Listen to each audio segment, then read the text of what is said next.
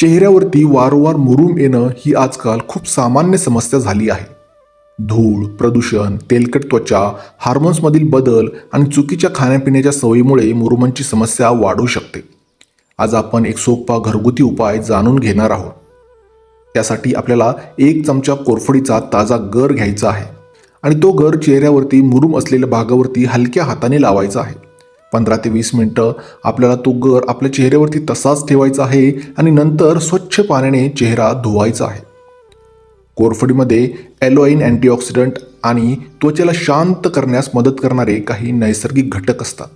दिवसातून 2 वेळा चेहरा स्वच्छ धुवा, भरपूर पाणी प्या, तेलकट आणि जंक फूडचं प्रमाण कमी ठेवा.